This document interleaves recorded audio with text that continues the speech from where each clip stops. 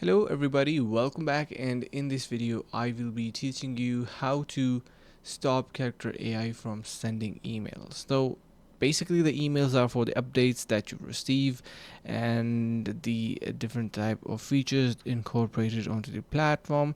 If it is annoying, you can definitely remove it. So what you're going to do is simply head over to your email. Let's just say this is your email or Gmail, and you got an email from the particular character AI platform. So simply right click onto that, and you're going to be simply labeling not label, basically you're going to be muting it. First of all, you can do that. So this is just for example. Now let's just go back and to character AI. I'm going to be going back to my platform.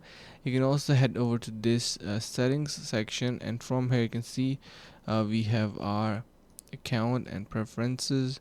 So if you can see, yeah, make sure that you haven't added any type of your mail into the section. So in the character AI platform, you're going to be making sure that you do not provide any mail onto the news and updates section, so you do not receive any spam stuff.